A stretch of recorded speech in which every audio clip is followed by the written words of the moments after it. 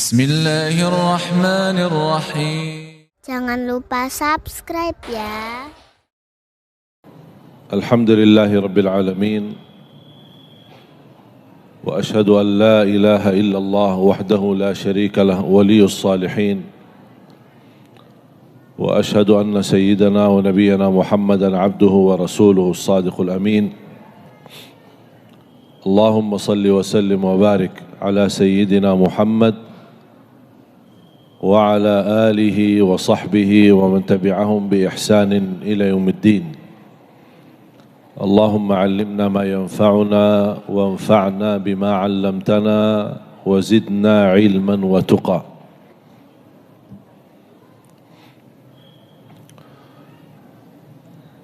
Alhamdulillah, syukurillah. Sebaik-baik doa dan ucapan alhamdulillah, sebagaimana bersabda Rasulullah sallallahu alaihi wasallam, afdalud du'a alhamdulillahi rabbil alamin. Makanya diawali dengan suratul Fatihah dengan ucapan alhamdulillahi rabbil alamin.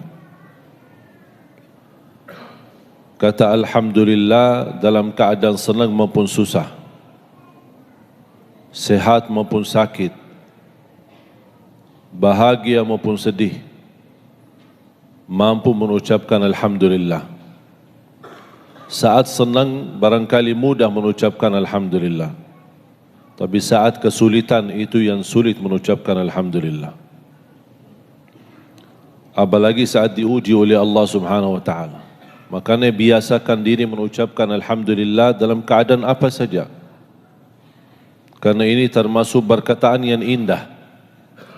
Bahkan ucapan alhamdulillahi rabbil alamin mewakili semua pujian-pujian, perkataan-perkataan yang terindah yang barangkali kita tidak mampu ungkapkannya kepada Allah.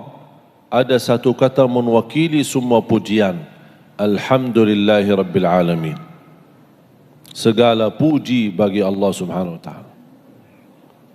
Makanya Rasulullah SAW bersabda, afdalud du'a alhamdulillahi rabbil alamin. Dan selalu doa kita diawali dengan alhamdulillahi rabbil alamin. Karena doa ada dua macam. Sebagaimana di suratul Fatihah. Doa ibadah. Yang kedua doa mas'alah. Doa ibadah yang isinya memuji Allah tapi tidak meminta apa-apa. Doa ibadah memuji Allah tapi tidak memohon sesuatu. Isinya hanya pujian. Boleh memuji Allah dengan Asmaul Husna, menyebutkan keagungan dan kemuliaan Allah. Ya Allah, Ya Maha Rahman, Ya Rahim, Ya Hayyu, Ya Qayyum. Segala kenikmatan yang kami miliki itu milik-Mu ya Allah. Kami hamba yang tidak bisa apa-apa, lemah, fakir, daif, dan kita semua kembali kepadamu. Ini pujian. Kita tidak minta apa-apa. Itu disebutkan doa ibadah. Sama dengan contoh alhamdulillahi rabbil alamin. Doa tetapi tidak ada permintaan di dalamnya. Yang kedua, doa mas'alah. Apa itu doa mas'alah? Yang isinya memohon kepada Allah Subhanahu wa taala. Contoh, ihdinas siratal mustaqim. Ini doa. Tapi disebutkan doa mas'alah karena kita ingin menunjukkan hajat kita, soal kepada Allah. Memohon kepada Allah Subhanahu wa taala. Dan kesempurnaan doa diawali dengan doa ibadah, baru dilanjut dengan doa masalah. Itu lebih adab dan lebih sempurna. Jangan kalau kita berdoa langsung, Ya Allah ampunilah saya, Ya Allah mudahkan urusan saya. Mana pujiannya? Mana pujian? Mendahulukan doanya dengan pujian. Pujilah Allah Subhanahu wa taala. Ada orang awam berkata, mohon maaf, Saya tidak ngerti bagaimana saya bisa puji Allah. Saya tidak hafal Asmaul Husna. Saya tidak hafal perkataan-perkataan yang indah. Saya tidak hafal perkataan yang agung yang layak kita ucapkan kepada Allah Subhanahu wa taala. Apakah ada kata yang bisa mencukupi semua pujian? Ada. Alhamdulillahirabbil alamin. Sudah satu kata. Boleh diulangi berkali-kali. Dengan kita menunjukkan perasaan sebagai orang awam yang tidak mengerti bahasa yang sempurna saat kita berdoa, Alhamdulillahirabbil alamin. Alhamdulillahirabbil alamin. Alhamdulillahirabbil alamin. Alhamdulillahirabbil alamin. Baru kita masuk kepada doa masalah, memohon. Dan sebaik-baik permohonan yang kita ajukan kepada Allah sesudah doa ibadah, sesudah memuji Allah, sebaik-baik permohonan, yang tertinggi permohonan, yang tersempurna permohonan, memohon hidayah. Ihdinas siratal mustaqim. Sebelum memohon ampunan, sebelum memohon rizki, sebelum memohon karunia keturunan, sebelum memohon anak salih salihah, sebelum memohon hafal Quran, sebelum memohon bisa berangkat haji dan umrah, sebelum meminta apa-apa, pertama yang diminta, ihdinas siratal mustaqim. Minta petunjuk pada jalan yang lurus. Karena makna daripada ihdinas siratal mustaqim bukan hanya dalam hal agama, tapi kita minta petunjuk sama Allah kepada jalan yang lurus dalam segala hal. Jalan yang lurus dalam mencari nafkah dan rezeki. Jalan yang lurus dalam mengurusi keluarga. Jalan yang lurus dalam mendidik anak. Jalan yang lurus mendapat rezeki yang halal. Jalan yang lurus menuntut ilmu. Jalan yang lurus dalam beribadah. Jalan yang lurus dalam istiqamah. Jalan yang lurus ikhlas. Jalan yang lurus. Jadi semua urusan dunia akhirat termasuk di bawah kata ihdinas siratal mustaqim. Artinya apa? Kita minta yang terbaik, yang tersempurna dan yang terlurus dari Allah Subhanahu wa taala. Para nabi saja meminta hidayah sama Allah, apalagi kita. Para salihin awliya meminta hidayah sama Allah, apalagi kita. Makanya suratul Fatihah ini 17 kali minimal kita baca dalam salat fardu, dan setiap kali itu kita minta ihdinas siratal mustaqim. Saat kita baca suratul Fatihah dan melawal atau membaca ayat ini, ihdinas siratal mustaqim, hidupkan hati ini merasakan hajatmu agar Allah kabulkan. Pasti masing-masing ada hajat. Ihdinas siratal mustaqim, biar hati yang mengungkapkan hajatnya, minta sesuatu ya Allah. Berilah yang terbaik ya Allah melalui ihdinas siratal mustaqim. Bahkan suratul Fatihah ini bukan hanya dipakai untuk salat, bahkan bisa dipakai sebagai doa kita. Karena memang doa dari awal sampai akhir doa. Bagi orang awam yang tidak bisa berdoa, ada enggak ayat-ayat atau sesuatu yang mewakili doa kita? Ada suratul Fatihah mewakili doa kita. Orang awam tak ngerti. Saya lagi sakit, tapi saya tidak mengerti doa. Boleh enggak saya baca Al-Fatihah untuk saya sembuh? Boleh baca Al-Fatihah untuk kesembuhan. Orang-orang yang sudah meninggal dunia, kita mendoakan, tapi saya tidak mengerti doa-doa seperti apa. Doa dengan membaca suratul Fatihah. Allah Subhanahu wa taala berikan karunia dan rahmatnya untuk mereka. Walaupun ada berbeza pendapat, apakah boleh membaca Al-Quran untuk pahalanya bagi orang yang sudah wafat? Ini ada perbedaan pendapat antara ulama. Tapi selalu saya mengambil yang termudah untuk umat.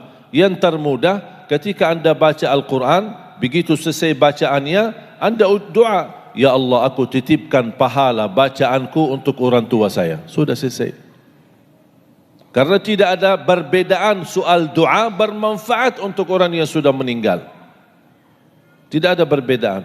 Doa untuk orang meninggal sudah disepakati ulama bermanfaat. Makanya dibolehkan menjadi solusi dari perbedaan pendapat.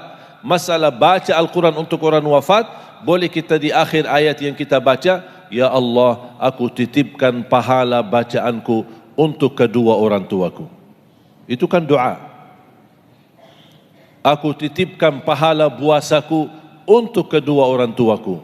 Aku titipkan pahala tahajudku untuk kedua orang tuaku. Aku titipkan pahala sedekahku untuk kedua orang tuaku. Atau siapa yang kita mau sebutkan? Guru kita, anak kita, siapa yang kita sayangi dan cintai, melalui doa kita seperti ini, insya-Allah diterima di sisi Allah dan bermanfaat bagi orang yang sudah wafat. Suratul Fatihah, surah yang teragung di dalam Al-Quran. Ada surah yang paling agung, ada ayat yang paling agung.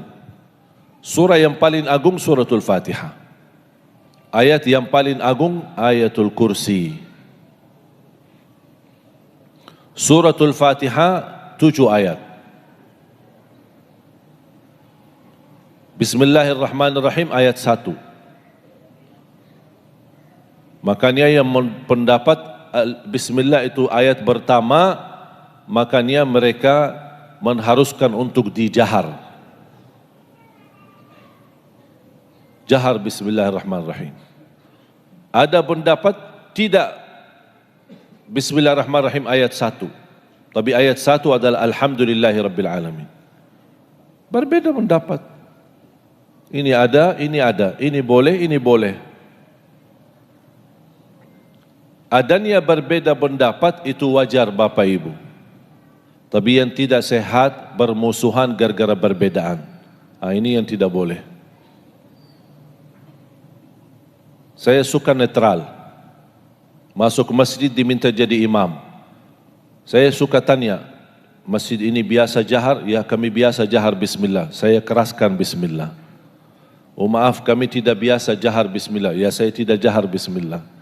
Kami biasa kunut, saya kunut. Kami tidak kunut, saya tidak kunut. Yang penting salat. Tidak ada masjid saya masuk, oh maaf kami tidak salat. Tidak ada masjid gitu. Ini hanya perbedaan. Masalah bismillah, masalah keraskan suara, masalah kunut, masalah zikir habis salat, itu semua berbeda pendapat. Tidak ada disepakati oleh ulama. Tidak disepakati tidak boleh, tidak disepakati boleh. Ada yang bilang tidak boleh, ada yang bilang boleh. Dan masing-masing punya dasar. Tidak ada orang dengan otak sendiri, boleh. Dengan kemauan sendiri, tidak boleh. Tidak, semua masing-masing ada dasar dan ijtihad. Kita sebagai orang awam, ya hormati. Mau ikut ini boleh, tapi jangan, kalau mau ikut A, jangan memusuhi B. Kalau suka sama B, jangan benci sama A. Dan ini yang menjadi persoalan di tengah umat.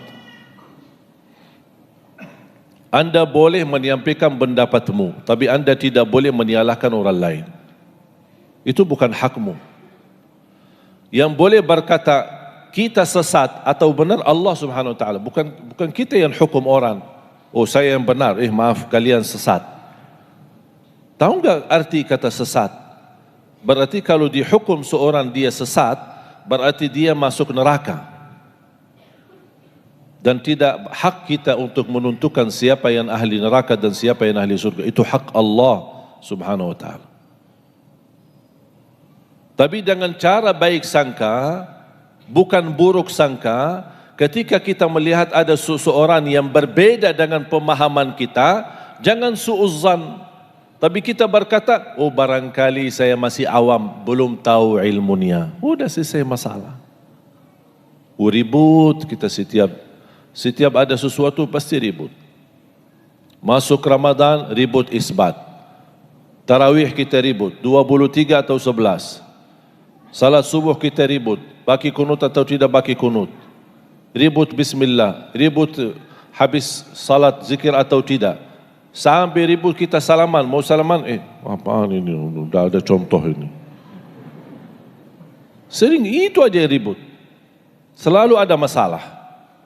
Makanya umat ini tidak bisa bersatu. Antum fikir di zaman sahabat tidak ada perbedaan? Ada perbedaan di zaman sahabat, tapi tidak pernah ribut sahabat Rasulullah SAW. Sedangkan ada guru mereka Nabi Muhammad masih hidup di waktu itu. Gurunya masih hidup. Mereka di zaman wahyu yang betul-betul faham bahasa wahyu, yang faham isi Al-Quran, faham perintah Rasul, tapi terjadi perbedaan di antara mereka.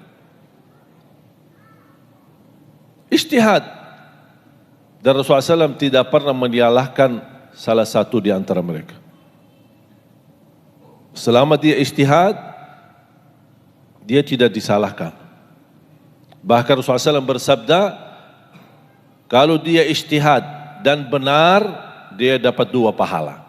Kalau ijtihad salah, dia dapat 1 pahala. Bukan dosa. Dan alhamdulillah di tengah kita masih ada banyak ulama. Ulama pewaris Nabi.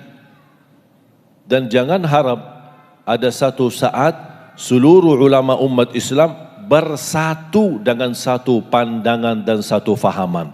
Tidak bisa.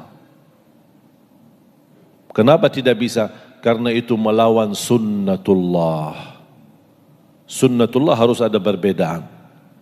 Laki perempuan, pagi malam, bulan matahari, tidak bisa. Tidak bisa.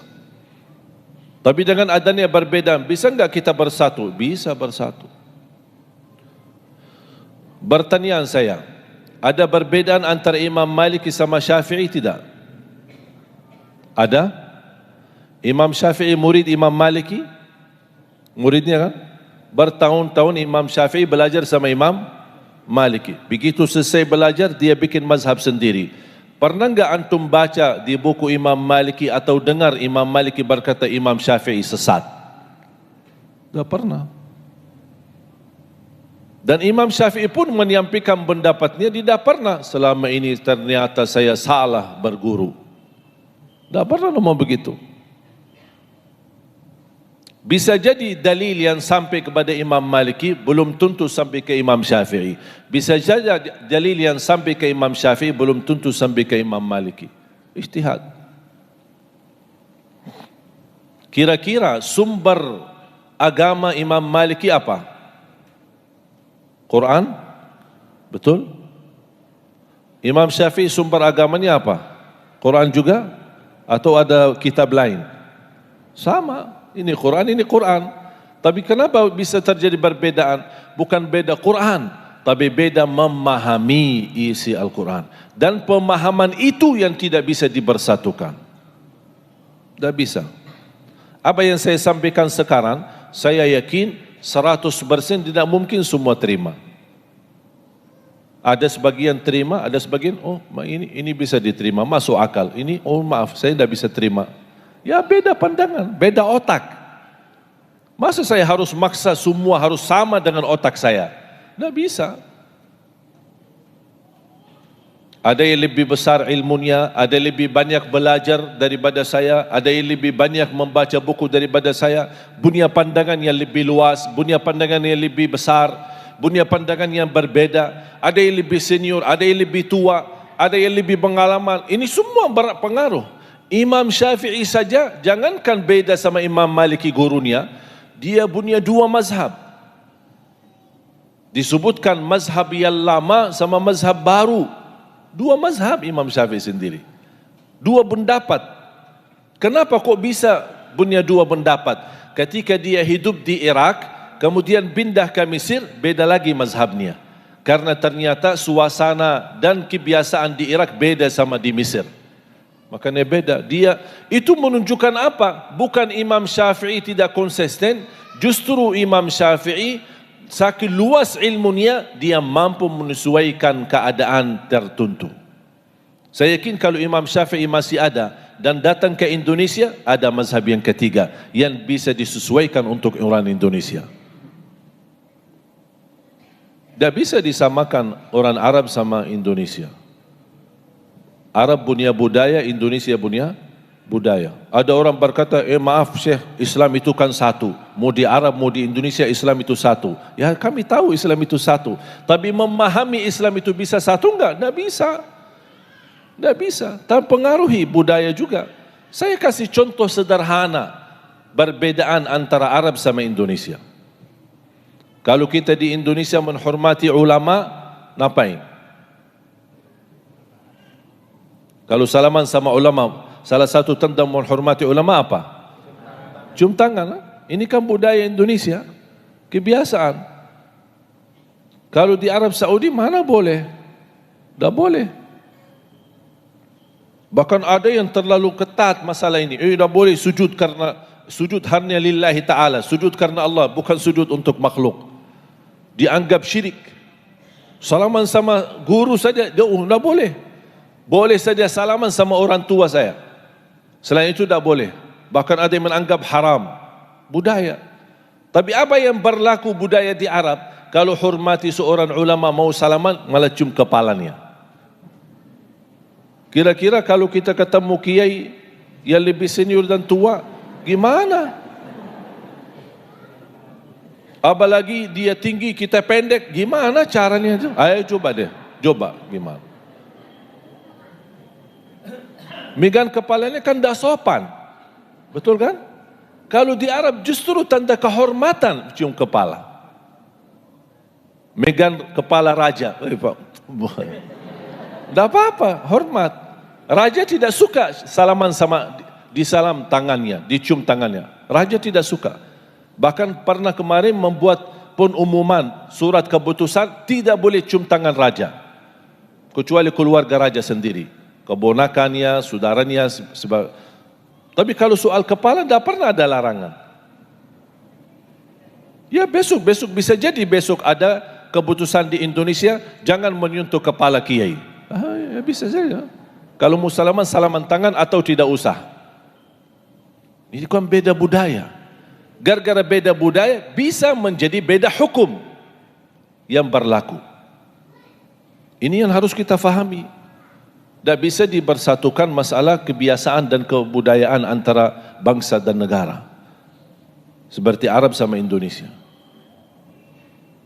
Rasulullah SAW ketika memerintahkan Muadz bin Jabal untuk ke Yaman, apa kata Rasulullah SAW? Menwasiatkan, innaka ta'ti qauma ahli kitab. Kamu akan datangi ahli kitab. Coba arahan Rasulullah apa? Ajaklah mereka yang pertama kepada kalimah la ilaha illallah Muhammadur Rasulullah. Kalau mereka taati, baru sampaikan kepada mereka ada 5 waktu salat. Artinya apa? Kalau mereka belum taati kalimah la ilaha illallah Muhammadur Rasulullah, tak usah bahas soal salat. Tak usah bahas. Ada satu orang dari Jepang, ini cerita dari guru saya. Wanita, sudah 4 tahun mendalami dan mempelajari Islam. Ingin masuk Islam, sudah siap. Sudah yakin Islam agama yang benar. Dia datang kepada salah satu tempat di masjid di Jepang untuk mengucapkan kalimat syahadat. Disampaikan, ibu maaf, ibu sudah berkeluarga? Ya, saya berkeluarga. Dan saya cinta mati sama suamiku. Mereka sudah tua.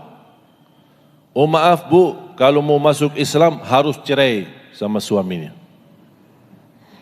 Karena tidak bisa suntuh kafir sama muslim. Tidak bisa bersuntuhan.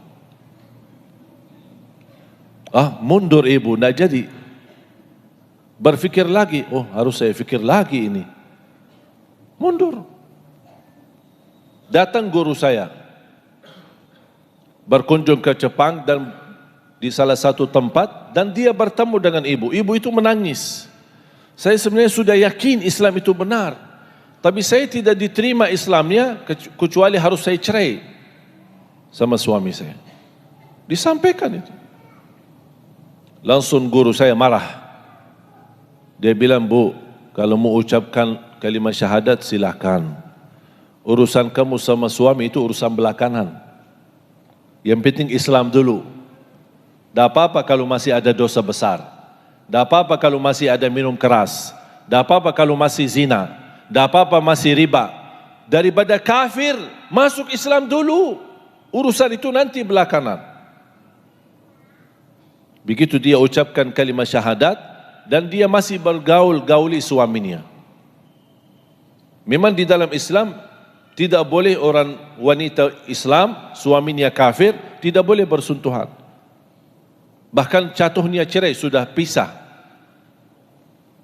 Tapi coba ulama yang mengerti menjawab keadaan yang ditentukan.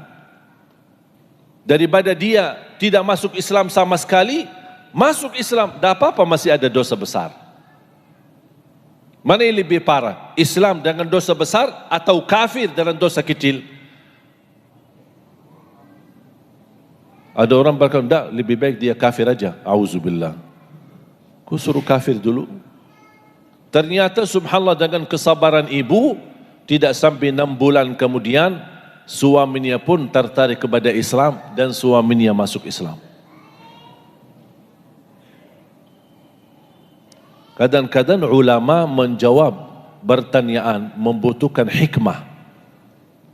Bukan masalah boleh atau tidak boleh, tapi ada keadaan tertentu dia bisa memberikan jawaban yang tepat. Masa kita haramkan orang itu masuk Islam gara-gara suaminya? Padahal kita tahu dosa kufur kalau dia mati dalam keadaan kafir bisa dijamin masuk neraka. Rasulullah SAW sendiri ketika dia mendengar ada seorang anak Yahudi tetangga beliau di kota Madinah sedang sakit.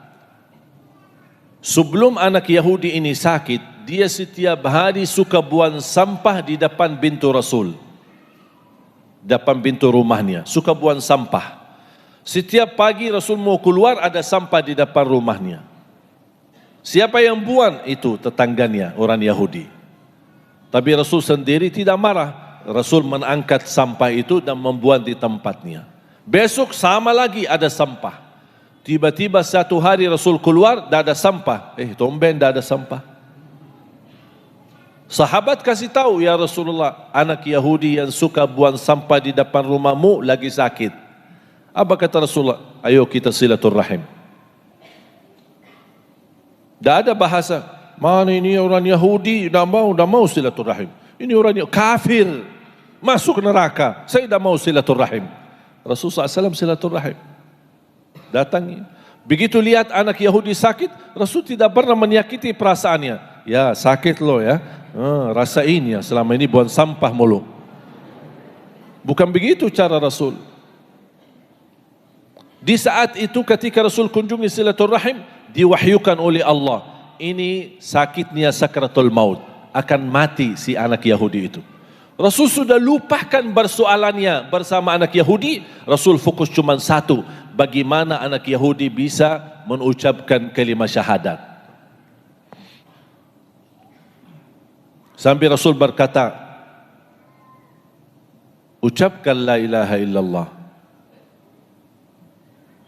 Demi Allah saya janji akan membela-Mu di hadapan Allah. Coba bayangkan. Bukan hanya minta diucapkan, bahkan Rasul janji akan membela-Mu di hadapan Allah.